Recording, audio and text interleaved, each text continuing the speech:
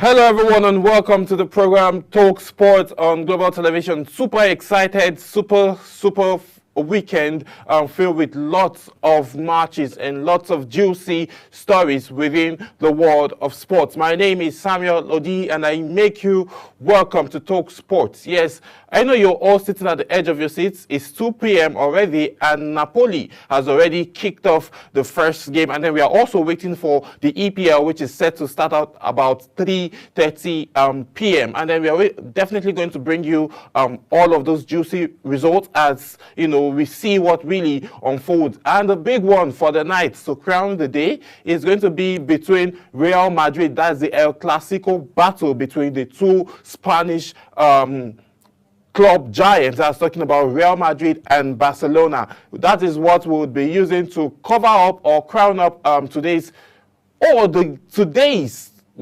edition of football throughout this weekend. And a lot of persons have reacted differently about these matches. Some have said Barcelona is going to win flawless. Some have said there's going to be a draw. Some have said Real Madrid would win flawless. But we'll get into all of those conversations later when I introduce my guests who will join me have this conversation. But let's start from the home front, where football fans and football bodies generally are waiting the CAF parties response based on what happened between Libya and the Super Eagles of Nigeria. The Confederation of African Football is keeping all concern in suspense after failing to announce its verdict on Wednesday, because to bring you notice that it's promised to bring us its verdict of what transpired between Libya and the Super Eagles of Nigeria.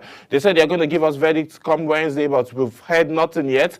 As regards to the budget AFCON qualifying Group A fixture schedule for October 15th at Benin Maastricht Stadium, it appears that the football body has yet to arrive at a decision, with Bell Sports revealing that the disciplinary committee entertained explanation from both parties on Wednesday via video conference with Libya and Nigeria duly represented. CAF had previously decided to cancel the Libya-Nigerian match after the Nigerian national team left Libya in protest at the diversion of its flight to Lekki airport, where they were locked in for 18 hours with neither food nor water. The CAF president, Patrice Motsepe, says that the incident was under investigation as the rules for visiting visitors are being reviewed, stressing that CAF will take strict decisions in this crisis and will not tolerate any devastation. So,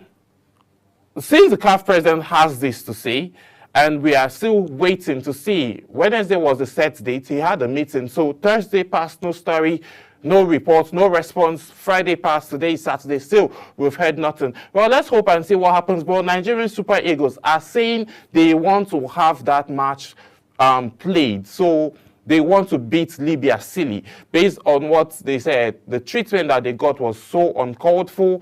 Having them locked in the stadium for 18 hours, no food, no water, no place to even, probably have a very good bath or rest your head properly. So that is just something unhumane that transpired in Libya, and we're hoping to see a swift response and then disciplinary action. But we also want to watch the second leg. The Super Eagles are cleared with 7 points up, and then we're hoping that they keep getting better, winning more games that is set to come as they try to qualify for AFCON 2025. So moving away from AFCON 2025, a few reshuffling has been done in the cabinet of President Bola Ahmed Tinubu, and a new DG, Director General, has been assigned to the new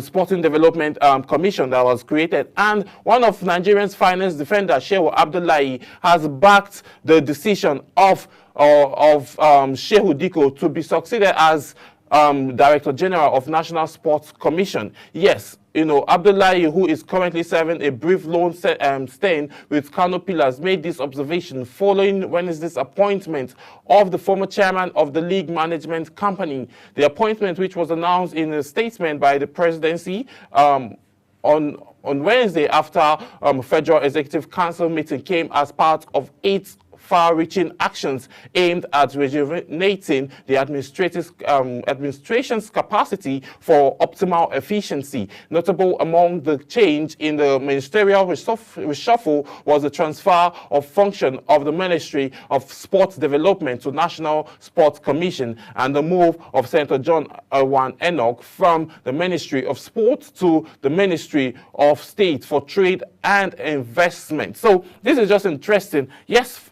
Senator John Enoch has done his own bidding, and still there are still few questions that need to be asked when he was still in office with what transpired with Olympics and some athletes who went to participate and fly the Super Nigerian color, rather, got there and not having equipment that they need to compete, going ahead to borrow bikes from Germany and other people to be able to participate in the competition, which is so embarrassing for a country like Nigeria. But that being aside, Shehu Diko is someone that we've seen his track record, and he has represented Nigeria in different fronts, and we're hoping to see a whole lot of changes, and we are hoping to see a lot of development. Shehu Diko earlier today has called for support from individuals, stakeholders, private sectors, government sectors, and the federal government itself to, join hands together to be able to boost the sporting activities happening down here in Nigeria. The grassroots is the future of every sporting platform. That is whether football, basketball, boxing, swimming, long tennis, and boxing, whatever it is. The grassroots is the basics of all of that. And if we don't have it right and proper equipment to be able to, continue with this, that means there will be a problem for the future of sports development in Nigeria. Gusau, who was one, and Amaju, who were once NFF president and assistant vice president, have also, praised the president for appointing Shehu Diko as the DG of National Sports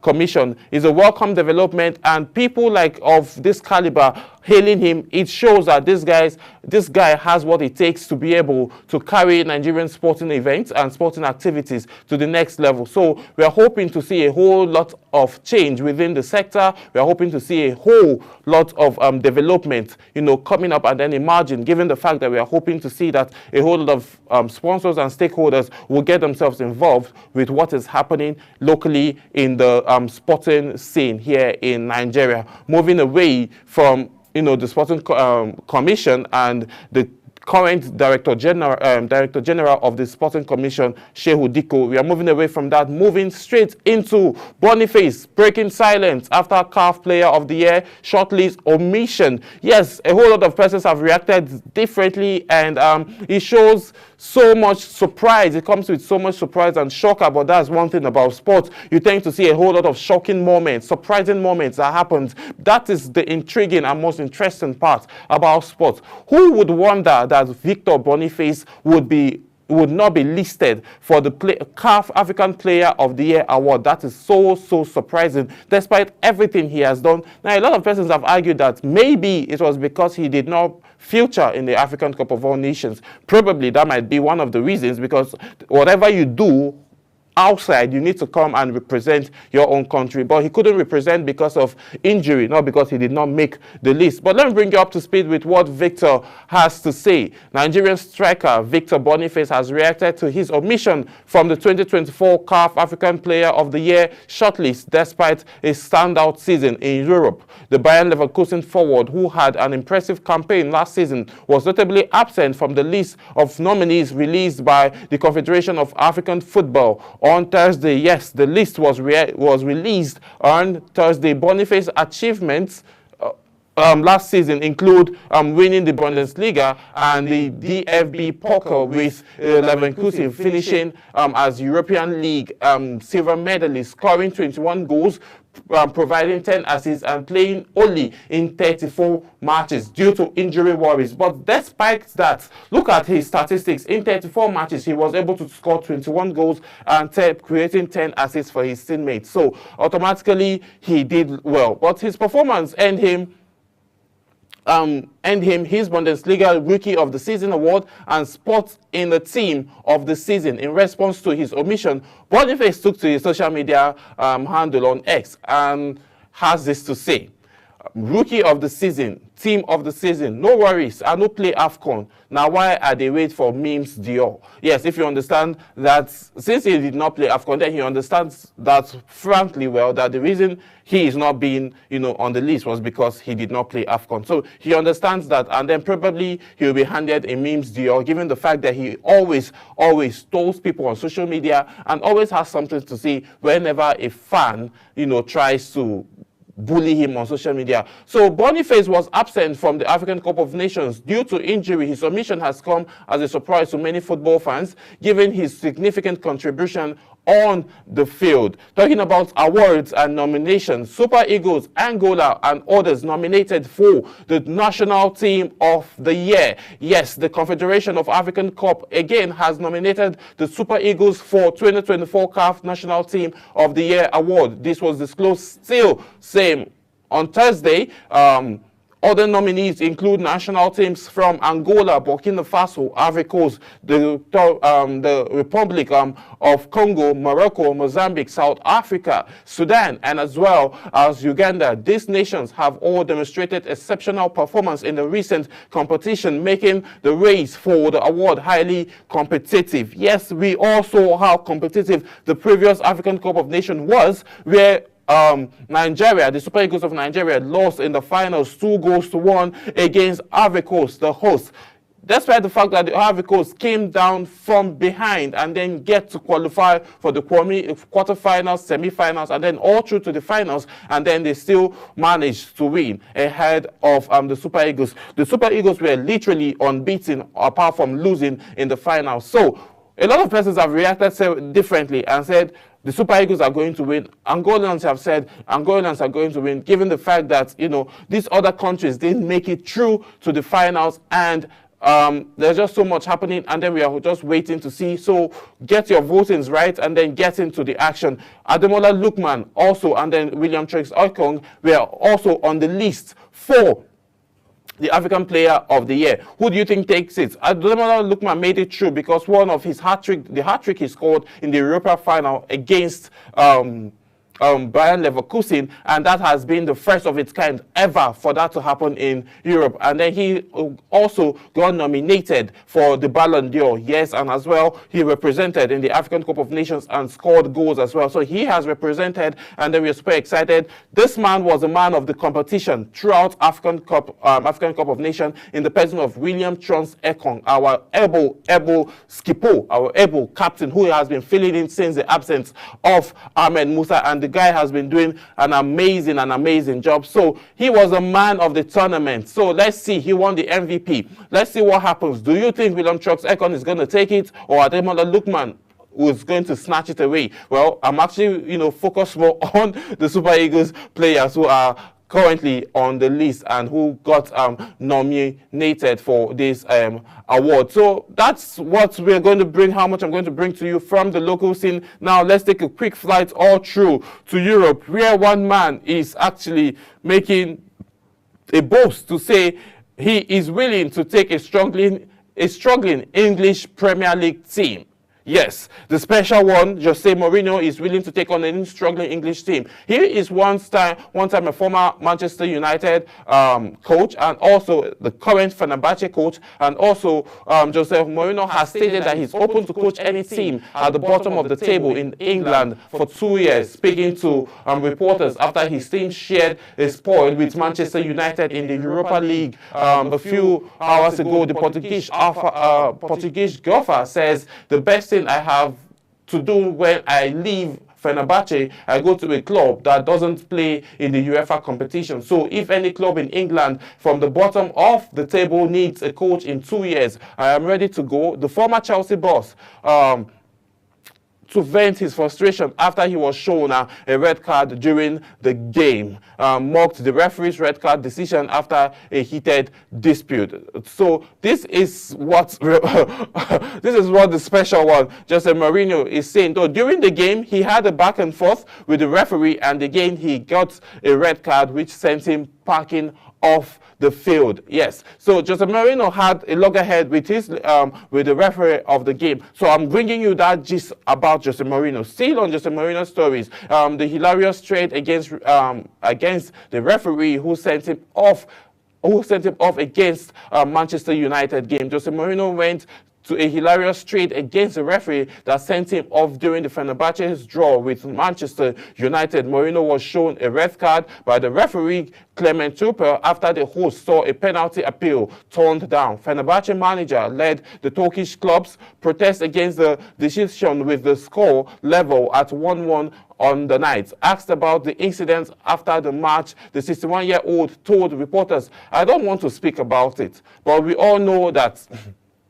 whenever Mourinho says he doesn't want to speak about something, he actually does want to speak about it." And this was what he had to tell reporters. He told us, the reporters, something incredible. He says at the same time he could see the action in the box and his behavior. That's when Mourinho speaking. He told newsmen that the referee says that he could see the action in the box and his behavior on the touchline. Then Mourinho now went ahead to congratulate him because he is absolutely incredible. His vision is superb during the game, and then his vision is at 100 minutes per hour. He had one eye on the penalty situation and one eye on the bench, and on his behavior. That's explanation he's given me. That's why he has been one of the best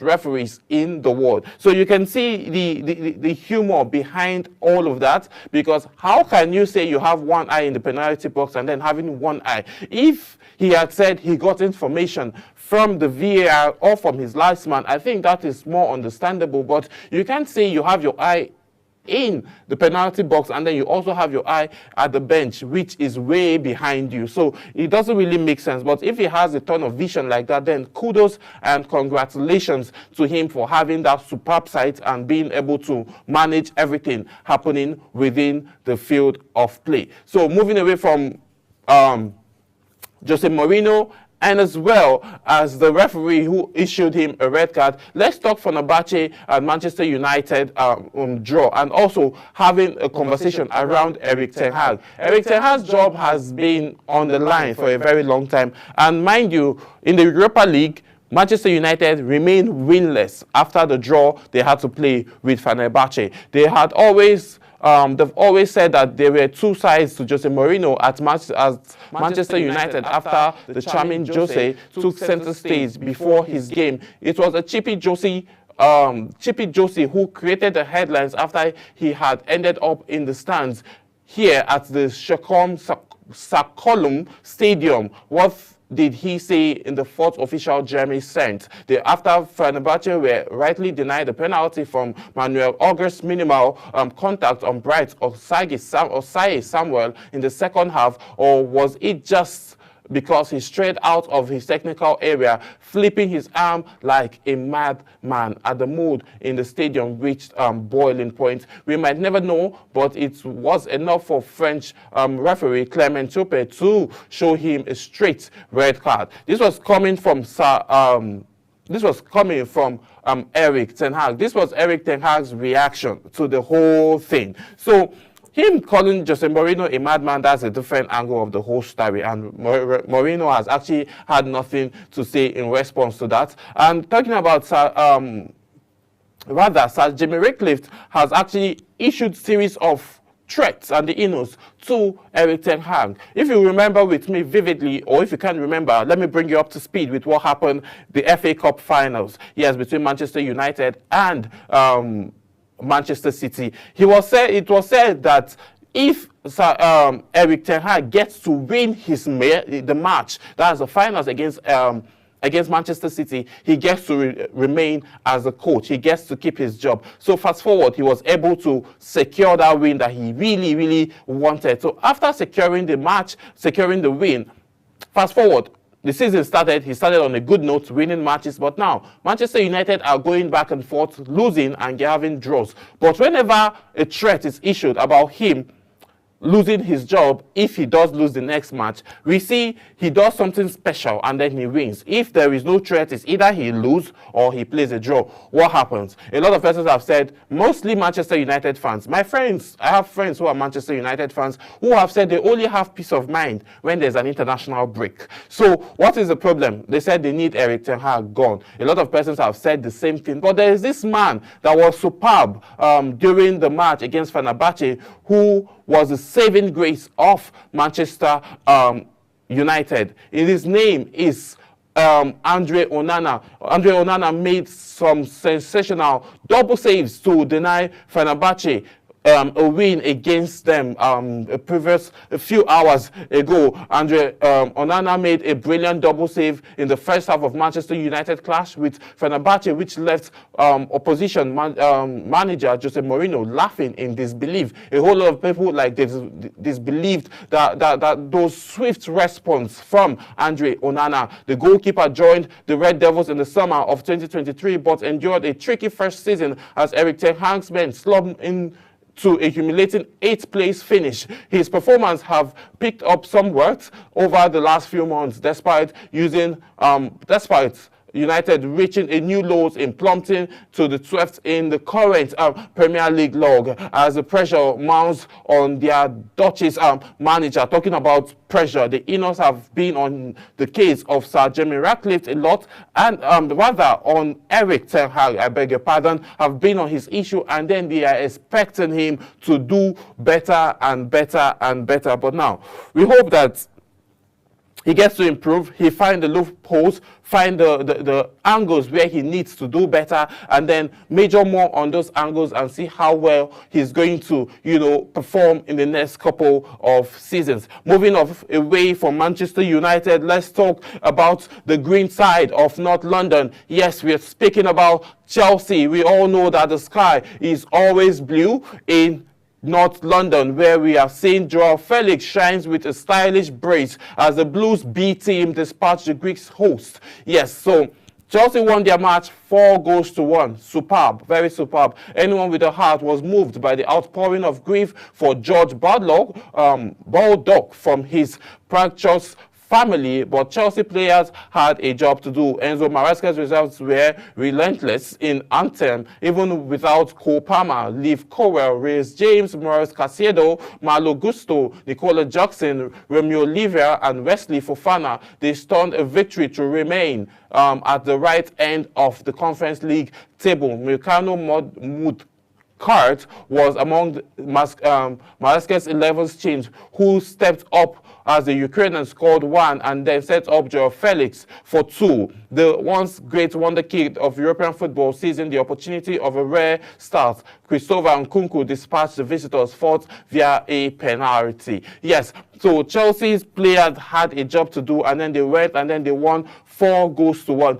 Then the Greek side had a teammate who passed, but the Chelsea players weren't actually looking at that. After giving the 1 minute silence, they switched back into kill mode, and then they went ahead to handle the job that they came there for. And it was just amazing how well they were able to keep their cool, and they won their match. So I'm super happy as a Chelsea fan, and the weekend is here. Another exciting matches are about to go down tonight. So we'll be going on a quick break, and then when I get back, I'll be introducing my guest who is joining me as we extract and then have conversation about the match that will be played this afternoon and later tonight. Please do stay with us. We'll be right back.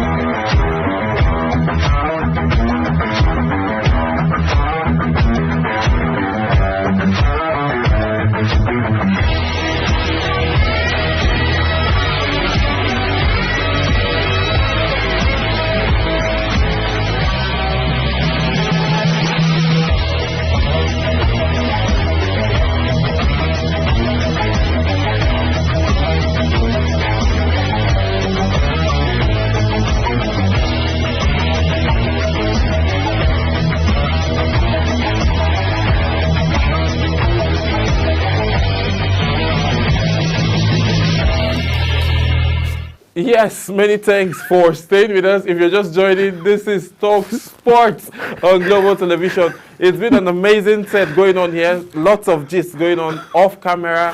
And, it's just super interesting. Like I always mention, surprising things and interesting things always happen in the scene of sports playing, whether basketball or football. You see interesting things, interesting games, and interesting people with interesting outfits coming out. So on this note, I'll be introducing my senior colleague and someone I really celebrate and appreciate, the king of sports himself, Anthony Momodu. Thank you so much for joining. Yeah, it's a pleasure. The way you said, like you couldn't wait to get into the show. Yes. But nice to talk sports on a Saturday like this. Amazing. Yeah, very amazing. So before we get into the futures of, today, and let's just look at what's happening within Libya and Nigeria and CAF delaying the response, the verdict of what happened, despite the fact that they had a meeting virtually on Wednesday. Yeah, the Nigerian Football Federation head of media, in the person of Ademola Alajire, who spoke to us on TalkSports, said that they had a meeting, they made their own presentation. Likewise, the Libyan Football Federation also made their presentation as regards what also happened. Yes. I think it's CAF is obviously trying to be they know it's a very sensitive decision they're going to make. It's going to be a landmark, verdict. Where whatever decision they take is going to either make or mar a CAF football in the African continent. And don't forget, Nigeria is the powerhouse when it comes to football.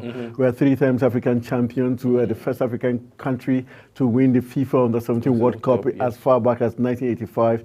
87 we were there. We created history in 1989 when we created the Daman Miracle, where we were the first country in the world to come from 4-0 down to win a match against Russia. Olympics, we are the first African Olympic team to win a medal. In athletics, we've always been there. We've always shone when it comes to international football for African continent. And so they know that whatever decision they take, they have to, whether you like it or not, it's just like having 2 great stars, strikers in Man City. You have to please both players by giving them equal playing time. They know they have to please Nigeria as a giant of Africa. Then at the same time, they also know the North African teams, also a very important fixture in African football. They also want to play safe. But at the same time, CAF has to be honest. They have to look at what played out. They have to be sincere. The African team, Nigeria especially, it's not just about keeping Nigeria in Al Barak Airport for 20 hours. It's about the fact that the Libyan Football Federation were not in control of what was going to happen. The fact that the state gave that order for that plane to turn from where it was supposed to be heading. What it means is that if the jet fuel had finished midway in the air, what he meant was we're going to lose a generation of our star players. Yes. Nigeria was going, just like what happened to Chipopolo of Zambia, where they died in Eka. That's what will have happened to Nigeria. And that's a very big concern. And the fact that the Football Federation of Libya was not in control, it was an arm of the government, which ordinary is not supposed to be that way. Yes. And at the same time, we know that South Africa, Mosepe from South Africa, the CAF president, also knows that there's this rivalry between Nigeria and South Africa. He knows if he takes a decision that doesn't favor Nigeria, hell is going to let loose. So I think they're trying to play safe, trying to balance it. But I think the whole issue is straightforward for CAF. The pilot who flew the plane, who is from North Africa, naturally would have supported his own Arabic brother, so to say. But he has come out to say what really happened, that he told them 8 times that there's a danger of him turning that flight, going to Al Barak. And he also said that airport has not been in use. It's an airport they just use for Hajj operations. And the fact that the Libyan Football Federation president refused to go meet the Super Eagles at that airport, even after the NFF has informed him several times, also shows there was a complicity on the part of the Football Federation. So I think everything is clear for CAF to take a decision, and they shouldn't try to compromise. If they do compromise, it's enough to make Nigeria say, okay, we're pulling out of CAF totally. Yeah. So I think we're waiting earnestly to see what CAF is going to do. We're going to see if CAF will be bold enough to either sanction Libya and kick them out of the qualifiers completely, or just give Nigeria 3 points and 3 goals, and also make CAF pay sanctions, pay compensation to fees, the Nigerian Football Federation for the flight monies and for the trauma they put the Super Eagles players into, and also for putting the game in disrepute. Also, those are the things we expect to hear from CAF in the coming days, and we're very sure that the NFF has made a good case for themselves. The pilot is on our side, match officials, everything is on our side. So we expect Nigeria's big status in Africa to play a role in swaying the decision to favor the Super Eagles and Nigeria ahead of the Nations Cup. Because even looking at the Nations Cup proper, there's, in terms of market value, just recently we had a report saying Nigeria, the Super Eagles squad, is the second most valued team in the continent. So what it means, if Nigeria goes to the Cup of Nations in 2025, it's of better value. For the host nation, which is Morocco, rather than have a Libyan team go to the Nations Cup. So looking at all factors, everything should favor the Super Eagles and Nigeria at the end of the day. Not just because the Super Eagles is a very big brand and all, but the facts are there and everything is on table. So it pays well for CAF to actually do what's actually right, and then for everybody should be happy. If it's for the match to be replayed, fine. The Super Eagles some players are actually calling for that to happen because they want to beat Libya silly. That's what they've been calling for. So let's see what happens as, CAF make preparation and the disciplinary committee gets more of their investigations done, and then the verdicts will be passed. But let's move away from CAF and then let's, talk about features of today. Let's talk about the EPL.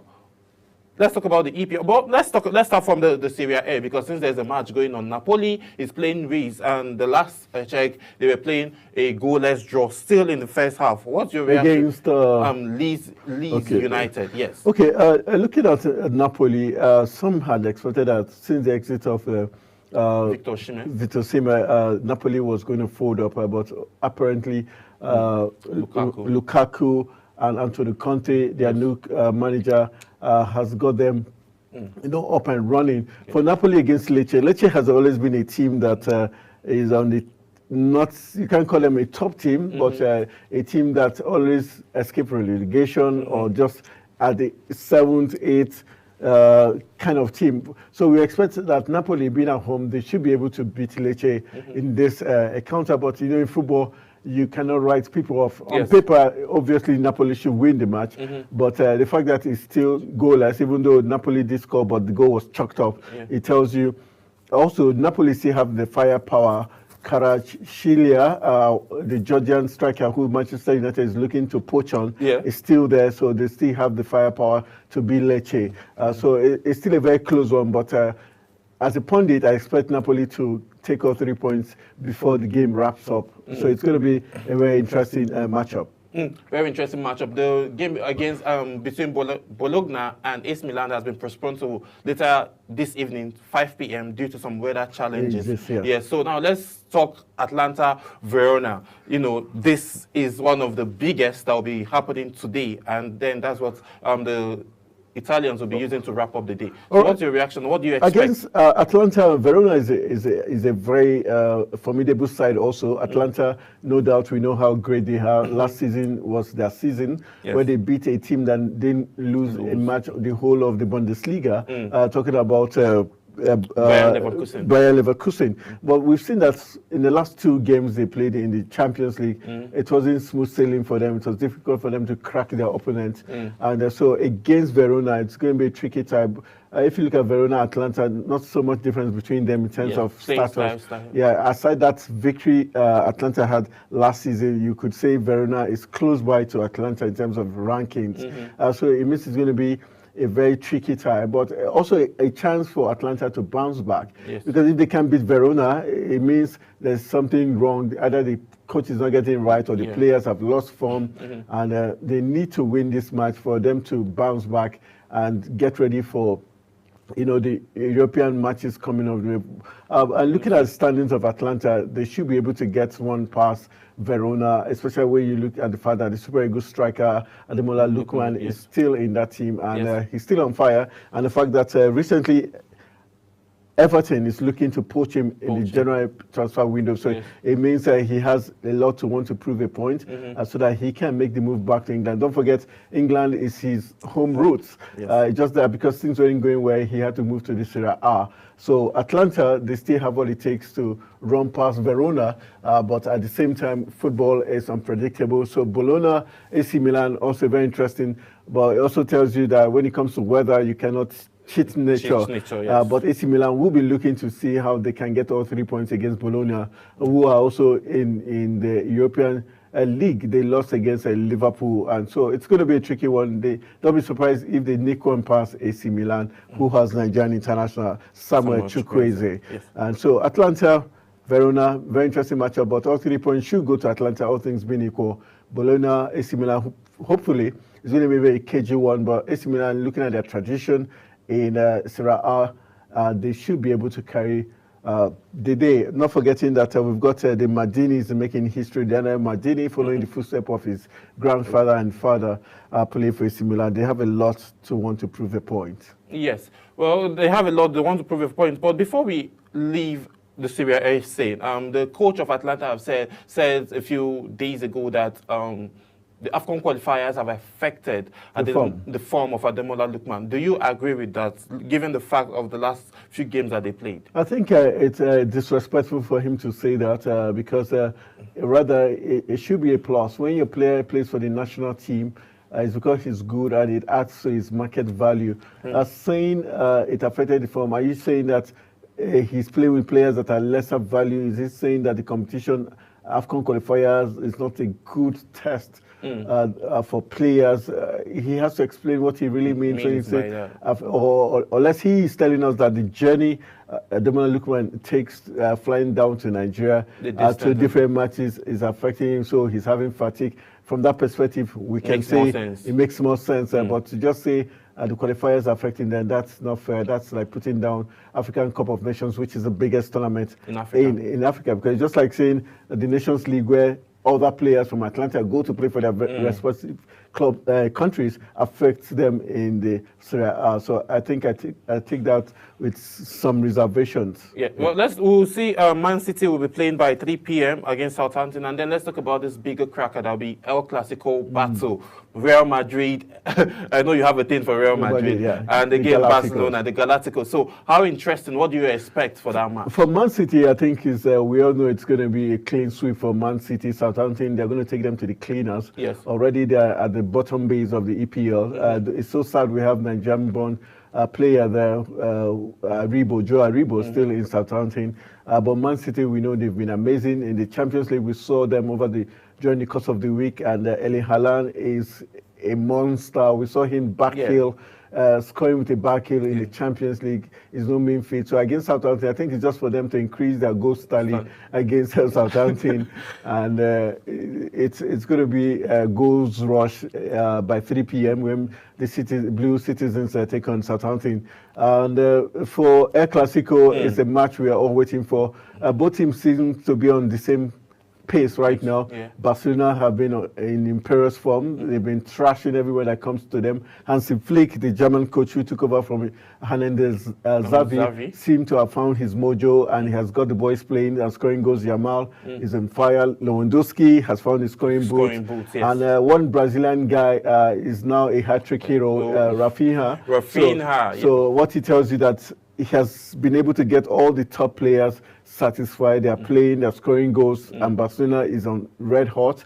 At the same time, you cannot take it away from the Galacticos. Talking about Los Blancos, one of the greatest teams, 14 times UEFA League champions. It's not for a joke. We saw Vinicius Junior in very amazing form on Tuesday night. On Tuesday, coming back and whipping Borussia Dortmund.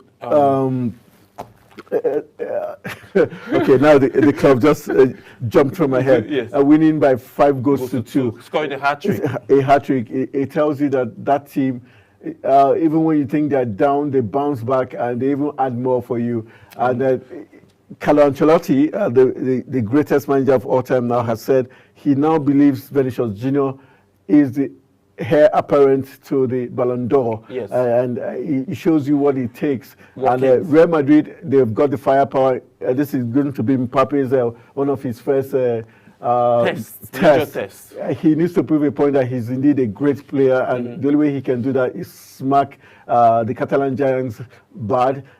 We've got Jude Bellingham, who has not been in good form. This is an opportunity for him to stake back his claim as a great player that he is. So I think Barcelona, it will be their own undoing if they disregard the threat that Real Madrid will be bringing to the table when the Galacticos come visiting. Yes, so, well, it's actually going to be a very, very big cracker from 3 p.m. Actually, there are a few games going on already. So from 3 p.m., we'll tend to start witnessing massive, massive crackers. And that's how much time will permit us to take on today's edition of Talk Sports. Thank you so much, King of Sports, Anthony Momodu, for joining. Always a pleasure talking sports. Yes, sir. So that's how much time will permit us to take. And then we'll see you again as we bring you more juicy and big stories from the world of sports. I am Samuel Odi, and bye for now.